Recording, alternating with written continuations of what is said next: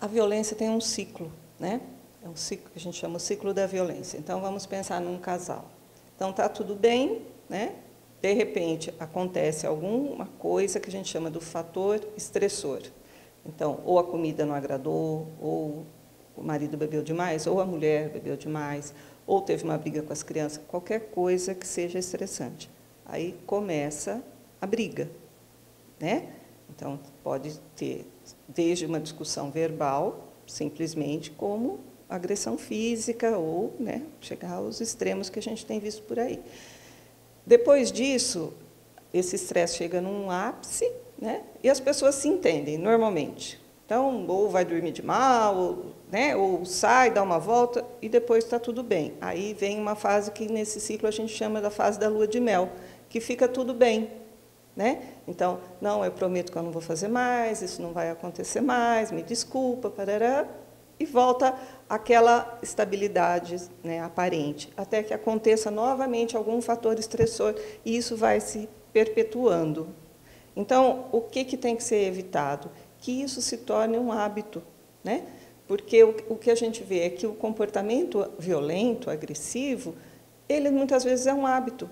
As pessoas viciam, sabe? Viciam em usar palavrões, em se depreciar, né? Em faltar com respeito mesmo. Então, isso vai num crescente. Começa, então, com um palavrão, começa com uma palavra mal colocada e tende a evoluir, né? Então, a gente tem que pensar sempre nisso, que a violência é uma coisa que vai acontecendo aos poucos e vai crescendo se a pessoa não colocar um limite. Até o momento que chega, então, a agressão realmente que muitas mulheres, infelizmente, sofrem. E, geralmente, quando chega a este ponto, a mulher está muito fragilizada, ela, no primeiro momento, procura a ajuda de alguém, da delegacia ou até mesmo aqui do núcleo? Muitas vezes, sim. Às vezes, depois ela retrocede, né? Mas a gente recebe, sim, muitas mulheres que estão dispostas, né, a mudar. Eu me lembro que logo que eu comecei a trabalhar no núcleo, há quase 15 anos atrás, eu atendi uma mulher que teve 2 casamentos, que ela sofreu bastante, foi, né, muito agredida, e quando ela veio comigo, ela estava separada do segundo marido. Aí nós trabalhamos um tempo, aí eu me lembro sempre que ela me disse o seguinte, que ela, quando ela apanhava, ela sentia vergonha de se olhar no espelho, sabe? Então, essa percepção, sabe, do espelho, né, o que aquilo está refletindo, é uma coisa muito importante, né? É a pessoa poder olhar para si mesma e perceber que ela pode ter outras escolhas. Então, essa mulher, por exemplo, ela conseguiu dar uma reviravolta na vida dela, começou a trabalhar, se reaproximou dos filhos de quem ela tinha se afastado. Então, a gente tem casos aqui graças a Deus, de sucesso, como temos também aqueles que, infelizmente, não mudam, né? Mas o importante é que a gente trabalhe essa autoestima da mulher, porque quando ela vem vitimizada, ela vem profundamente negativista, sabe, se autodepreciando, né? Então, a gente tem que resgatar essa autoestima. Aqui no Brasil, principalmente agora no início do ano, a gente já vê, infelizmente, muitos casos de feminicídio. Alguns especialistas até comentam que o país evoluiu na questão do número de casos de violência contra a mulher. Você acredita que este número cresceu realmente ou elas estão mais corajosas a denunciar o seu companheiro? Eu acho que as denúncias é que aumentaram, porque a gente sempre, né, viu casos acontecendo, mas não tinham essa repercussão que tem hoje na mídia. Então, também, em função das redes sociais, as notícias crescem, né, em segundos, todo mundo está sabendo o que aconteceu, coisas que antes não sabia. Então, tinham casos notórios, né, que saíam na imprensa, então, casos assim que viraram notícias no Brasil, né? Agora a gente vê, recentemente, teve aquela advogada do Paraná que foi morta, né? Teve as cenas lá do elevador, teve uma médica em São Paulo que foi morta, ela e o filho, né? Também teve filmagens. Então, a gente vê que não é só a mulher pobre e despreparada que é morta, que é agredida, né? Então, isso está presente, infelizmente, em todas as camadas sociais. Todo mundo está sujeito. Então, esse despreparo não é só um despreparo social, sabe? Não é uma questão da pobreza. Claro que a mulher desprovida de recursos vai estar mais exposta, mas é uma questão que eu acho que tem a ver com a própria pessoa, entendeu? Independente da formação que ela tem, da religião que ela tem, do dinheiro que ela tem. Então, o trabalho, de qualquer maneira, é nesse sentido, sabe? Da pessoa estar atenta ao comportamento do outro. E outra coisa, né, importante, quando eu vi essa notícia da médica que foi assassinada, o filhinho foi assassinado também dentro do carro, ela fugiu do carro e tal. Então, tiveram detalhes, né, depois. Então, ela saiu do carro, ela pulou o muro, o cara foi atrás. Quer dizer, alguém viu isso e fez o quê? Né? Então, essa impotência que a gente sente diante da violência, né?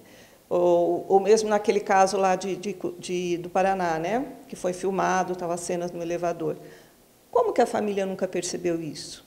O cara lá de Campinas, que atirou nas pessoas dentro da igreja, ele também tinha alguns comportamentos prévios aí, ele era estranho, ele era muito sozinho, era esquisito. Então, eu acho que as pessoas têm que aprender a prestar atenção no outro, sabe? Não é prestar atenção para curtir no Facebook, sabe? Mas é prestar atenção para saber se a pessoa está precisando de ajuda, né? Então, eu escuto uma briga dos meus vizinhos, eu posso me envolver sim, eu tenho essa obrigação. Se eu vejo que uma criança está em risco, que uma mulher está em risco, disca no 100, disca no 180, faz denúncia anônima, sabe? Procura alguém da família, né? Porque as pessoas vão deixando passar simplesmente, né? E aí fica aquela coisa, realmente ele era meio estranho, realmente, sabe? Mas depois que aconteceu. Então já era tarde. Agora, com relação ao nosso município, como está o atendimento, principalmente a essas vítimas, e o índice de mulheres que sofrem de agressão, enfim, são violentadas aqui em Matão? Olha, a gente faz aqui, em média, 350, 400 atendimentos ao mês, né? Mas são consultas. Então, quando a pessoa está em tratamento, ela vem toda semana. Então, não é que são 400 pessoas diferentes. Tá? Nós temos assim, uma entrada de... do ano passado eu ainda não fiz esse levantamento, mas tem uma procura assim, em torno de 20, 30 pessoas por mês. Tá? E claro que tem muitos casos que não chegam, né? E é importante ela ter realmente essa procura de uma ajuda, porque ela pode, é lógico, evitar muitas situações, aí, até mesmo contra a sua própria vida. Né? E dos filhos, né? Isso é muito importante também, a gente pensar que os filhos estão expostos a tudo isso, e a violência tem uma outra característica, que é a reprodução desses comportamentos, né? Inconscientemente, a pessoa reproduz aquilo que viveu. Então, a menina vai procurar repetir aquele modelo de casamento que a mãe teve, né? Então, se ela tiver bons recursos internos, ela vai tentar lutar contra isso e ter uma vida diferente. Mas, na maioria das vezes, o que a gente vê? A pessoa tem aquele modelo enraizado, internalizado, e ela tende a repetir isso. Muitas mulheres nos ouvem, também nos assistem neste momento, e muitas delas, infelizmente, são vítimas aqui, às vezes não procuraram esta ajuda. Você, como profissional da área, qual é a sua recomendação, principalmente a elas? Se houver alguma agressão, procure a delegacia, né? É muito importante que a gente use do aparato legal que existe, que está disponível. Nós temos aqui em Matão a DDM, nós temos o núcleo, nós temos uma rede psicossocial que funciona bem. Então, a gente precisa aproveitar isso. Tá? Então, ela tem que fazer a denúncia, manter essa denúncia. Claro que é uma denúncia responsável, ninguém vai inventar alguma história a respeito do companheiro, né? Mas são denúncias que têm que ter um fundamento. Então, a mulher faz essa denúncia, faz o BO, dá prosseguimento e procura ajuda psicológica também.